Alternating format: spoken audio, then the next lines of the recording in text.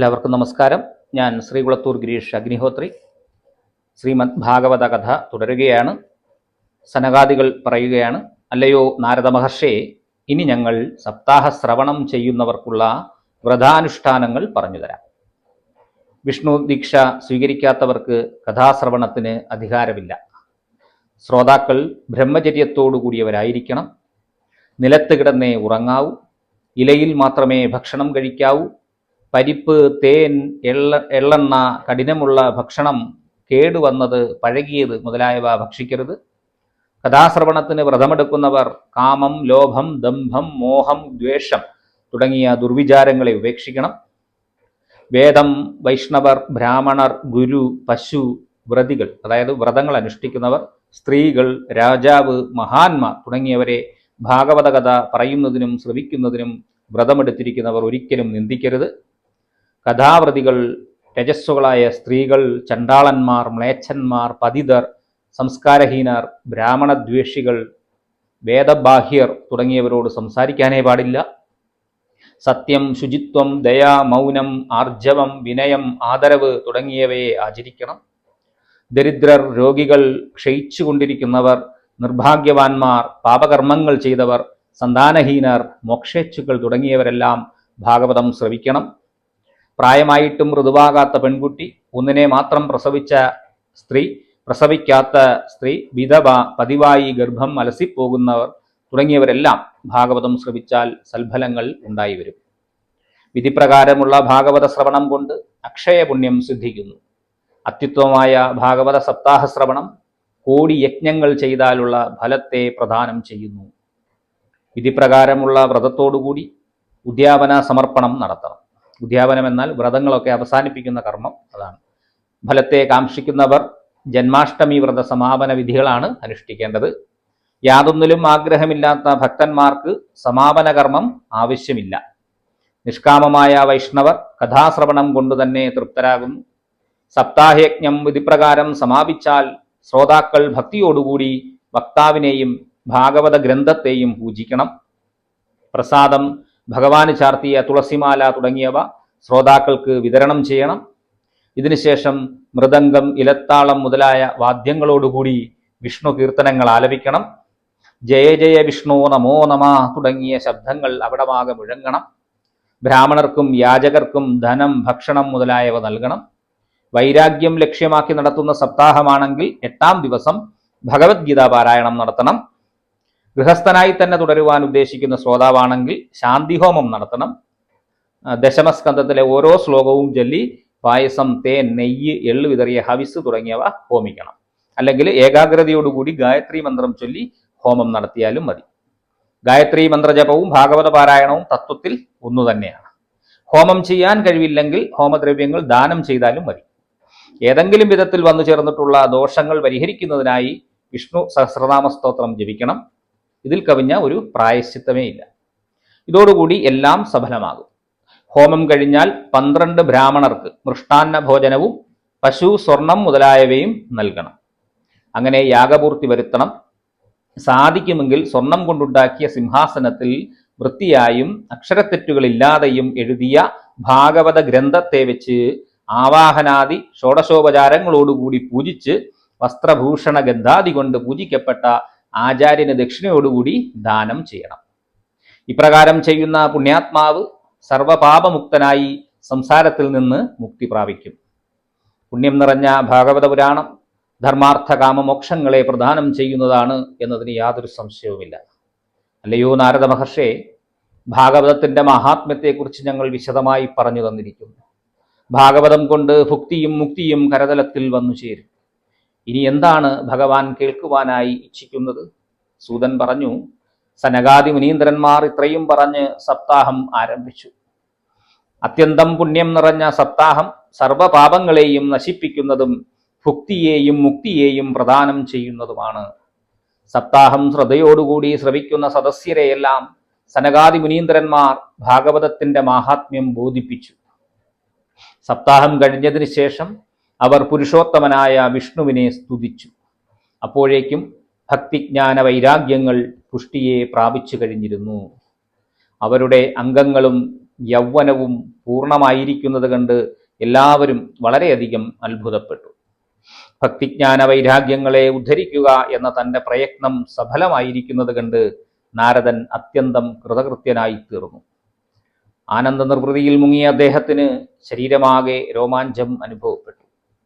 സനകാദികൾ പാരായണം ചെയ്ത സപ്താഹം ശ്രവിച്ച നാരദമുനി കൈകൂപ്പിക്കൊണ്ട് പ്രേമത്താൽ തൊണ്ട ഇടറുന്നവനായി ഇങ്ങനെ പറഞ്ഞു: അല്ലയോ മുനീന്ദ്രരെ, കരുണാശാലികളായ നിങ്ങളുടെ അനുഗ്രഹം കൊണ്ട് ഞാൻ ധന്യനും അനുഗ്രഹീതനുമായി തീർന്നിരിക്കുന്നു. സർവപാപങ്ങളെയും ഹരിക്കുന്നവനായ ശ്രീഹരിയെ എനിക്ക് ലഭിച്ചിരിക്കുന്നു. അല്ലയോ തപോധനന്മാരെ, സർവധർമ്മങ്ങളിലും വെച്ച് ഭാഗവത ശ്രവണമാണ് ശ്രേഷ്ഠമെന്ന് ഞാൻ കരുതുന്നു. എന്തുകൊണ്ടെന്നാൽ ഭാഗവത ശ്രവണം കൊണ്ട് വൈകുണ്ഠവാസിയായ കൃഷ്ണനെ സിദ്ധിക്കുന്നുവല്ലോ. സൂതൻ പറഞ്ഞു.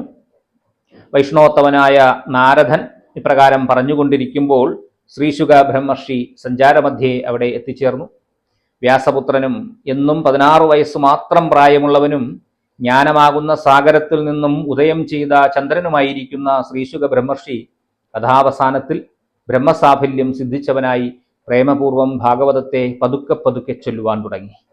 ബ്രഹ്മതേജസ്വിയായ ശുഗമുനിയെ കണ്ട് എല്ലാവരും എഴുന്നേറ്റ് അദ്ദേഹത്തിന് ശ്രേഷ്ഠമായ ആസനത്തെ നൽകി. നാരദമുനി അർഘ്യപാദ്യാദികൾ കൊണ്ട് അദ്ദേഹത്തെ പൂജിച്ചു. അവിടെ സുഖമായിരുന്ന് ശ്രീശുക ബ്രഹ്മർഷി പറയുവാൻ ആരംഭിച്ചു. വേദമാകുന്ന കൽപ്പവൃക്ഷത്തിൻ്റെ പരിപക്വമായ ഫലമായിരിക്കുന്നതും ശുഗബ്രഹ്മർഷിയുടെ മുഖകമലത്തിലൂടെ പ്രവഹിച്ചതും അമൃതരസ സംയുക്തവുമായ ഈ ഭാഗവതത്തെ രസജ്ഞന്മാരും ഭാഗ്യവാന്മാരുമായ നിങ്ങൾ പിന്നെയും പിന്നെയും പാനം ചെയ്താലും സാക്ഷാൽ വേദവ്യാസ മഹർഷിയാൽ വിരചിതമായ ഈ ഭാഗവതത്തിൽ അത്യന്തം നിർമ്മലമായ ഭാഗവതധർമ്മത്തെ വിശദമായി പ്രതിപാദിച്ചിരിക്കുന്നു. പരമശ്രേയസ്സിനെ പ്രദാനം ചെയ്യുന്ന ഇതിൽ മാത്സര്യാദി ദുർഗുണങ്ങളിൽ നിന്നും മുക്തരായ സജ്ജനങ്ങൾ അറിയുവാൻ ഇച്ഛിക്കുന്നതും സത്യവുമായ ബ്രഹ്മത്തെക്കുറിച്ച് വിവരിച്ചിരിക്കുന്നു. താപത്രയത്തെ നശിപ്പിക്കുന്ന ഈ പുരാണത്തെ ശ്രവിക്കുന്ന പുണ്യാത്മാക്കളുടെ ഹൃദയത്തിൽ സാക്ഷാൽ ശ്രീഹരി വാസം ചെയ്യുന്നു. ഈ ഭാഗവതം കൊണ്ട് മാത്രം സർവ ആഗ്രഹങ്ങളും വളരെ വേഗത്തിൽ സിദ്ധിക്കുമെന്നിരിക്കെ അന്യശാസ്ത്രങ്ങൾ എന്തിനു വേണ്ടിയാണ്? ശ്രീമദ് ഭാഗവതം പുരാണങ്ങളുടെ തിലകമാണ്. വൈഷ്ണവർക്കുള്ള ധനവും ഇതുതന്നെയാണ്. പരമഹംസ പദവിയിൽ എത്തിച്ചേരുന്നതിനുള്ള പരമജ്ഞാനത്തെ ഇതിൽ നിന്ന് പ്രതിപാദിച്ചിരിക്കുന്നു. ഭക്തി, ജ്ഞാനം, വൈരാഗ്യം എന്നിവയിലൂടെ എങ്ങനെയാണ് നൈഷ്കർമ്മ്യാവസ്ഥയിൽ എത്തിച്ചേരണമെന്നതിനെക്കുറിച്ച് ഇതിൽ വിവരിച്ചിരിക്കുന്നു. ഭക്തിയോടുകൂടി ഈ ഗ്രന്ഥത്തെ പഠിക്കുകയോ ശ്രവിക്കുകയോ സ്മരിക്കുകയോ ചെയ്യുന്ന മർത്യൻ മുക്തനായിത്തീരുന്നു. ഇത്രയും രസമുള്ള ഒരു വസ്തു സ്വർഗത്തിലോ സത്യലോകത്തിലോ കൈലാസത്തിലോ വൈകുണ്ഠത്തിലോ പോലും ലഭ്യമല്ല.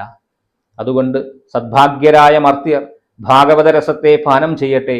അതിന് ലഭിച്ചിരിക്കുന്ന അവസരത്തെ വ്യർത്ഥമാക്കരുത്. സൂതൻ പറഞ്ഞു. ശ്രീശുകൻ ഇപ്രകാരം പറഞ്ഞുകൊണ്ടിരിക്കുമ്പോൾ പ്രഹ്ലാദൻ, മഹാബലി, ഉദ്ധവർ, അർജുനൻ തുടങ്ങിയ ഭാഗവതോത്തമന്മാരോടുകൂടി മഹാവിഷ്ണു ആ സഭാമധ്യത്തിൽ പ്രത്യക്ഷപ്പെട്ടു.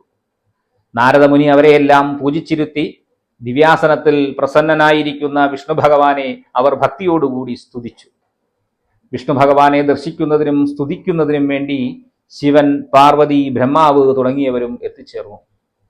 ആ സ്തുതിക്ക് മാറ്റുകൂട്ടുന്നതിനു വേണ്ടി പ്രഹ്ലാദൻ താളം പിടിച്ചു, ഉദ്ധവർ ചേങ്ങില കൊട്ടി, നാരദമുനി വീണ വായിച്ചു, സപ്തസ്വരപടുവായ അർജുനൻ മനോഹരമായി രാഗങ്ങൾ ആലപിച്ചു. സനകാദി മുനീന്ദ്രന്മാർ ജയഘോഷം മുഴക്കി. ശ്രീശുകൻ അവരുടെയെല്ലാം മുൻപിൽ നിന്നുകൊണ്ട് സരസമായ വിധത്തിൽ ഭാവപ്രകടനങ്ങൾ നടത്തി. ദിവ്യരൂപങ്ങൾ ധരിച്ചു വന്ന ഭക്തിജ്ഞാന വൈരാഗ്യങ്ങൾ സദസ്സിന്റെ മധ്യത്തിൽ വെച്ച് ആനന്ദ നൃത്തം ചെയ്തു. അലൗകികമായ ഈ കീർത്തനം, നർത്തനം മുതലായവ കണ്ട് സന്തുഷ്ടനായ ഭഗവാൻ അരുളി ചെയ്തു, നിങ്ങളുടെ ഈ കഥാകീർത്തനത്തിൽ ഞാൻ പ്രീതനായിരിക്കുന്നു. ആഗ്രഹിക്കുന്ന വരം വരിച്ചാൽ. ഇത് കേട്ട് പ്രേമാർദ്രചിത്തരായ സദസ്യർ ഇങ്ങനെ പറഞ്ഞു, അല്ലയോ ഭഗവാനെ, അവിടുന്ന് സപ്താഹയജ്ഞങ്ങളിൽ ഭക്തന്മാരോടുകൂടി ഇതുപോലെ എഴുന്നള്ളണമേ. ഭഗവാൻ അപ്രകാരം തന്നെ ആകട്ടെ എന്ന് പറഞ്ഞ് അന്തർധാനം ചെയ്തു. ഇതിനുശേഷം നാരദൻ ഭഗവാനെയും ശ്രീശുകാദി മുനിമാരെയും മറ്റും ഭക്തിയോടെ നമിച്ചു. ഭാഗവതാഖ്യാനം ശ്രവിച്ചതോടുകൂടി വ്യാമോഹം നശിച്ച് ആത്മാനന്ദത്തെ അനുഭവിച്ചവരായി തീർന്ന സദസ്യർ അവിടെ നിന്നും യാത്രയായി. ശ്രീശുകൻ ഭക്തിജ്ഞാന വൈരാഗ്യങ്ങളെ ഭാഗവതത്തിൽ വിലയിപ്പിച്ചു. അതുകൊണ്ട് ഭാഗവതത്തെ സേവിക്കുന്നവരുടെ ഹൃദയത്തിൽ വിഷ്ണു ഭഗവാൻ അധിവസിക്കുന്നു. ദാരിദ്ര്യം, ദുഃഖം, രോഗം മുതലായവ കൊണ്ട് ദഹിക്കുന്നവരും ഭൂതപ്രേത പിശാചാദികളുടെ ബാധ മുതലായവ കൊണ്ട് ദുഃഖിക്കുന്നവരും സംസാരസാഗരത്തിൽ വലയുന്നവരുമായ ജനങ്ങളെ അവയിൽ നിന്നെല്ലാം മോചിപ്പിക്കാൻ ഞാനുണ്ടെന്ന് ഭാഗവതം ഉറക്കെ ഗർജിക്കുന്നു. ശൗനകൻ ചോദിച്ചു, അല്ലയോ സൂത, ശ്രീശുകൻ പരീക്ഷത്തിന് എപ്പോഴാണ് ഭാഗവതം ഉപദേശിച്ചത്? ഗോകർണനും സനകാദികളുമൊക്കെ സപ്താഹയജ്ഞം നടത്തിയത് എപ്പോഴാണ്? സൂതൻ പറഞ്ഞു, ഭഗവാൻ കൃഷ്ണൻ സ്വർഗാരോഹണം ചെയ്ത് 30 വർഷം കഴിഞ്ഞപ്പോൾ പ്രൗഷ്ടപദ മാസത്തിലെ, അതായത് കന്നിമാസത്തിലെ ശുക്ലപക്ഷ നവമി ദിവസമാണ് ശ്രീശുകൻ പരീക്ഷത്തിന് ഭാഗവതം ഉപദേശിക്കാൻ ആരംഭിച്ചത്.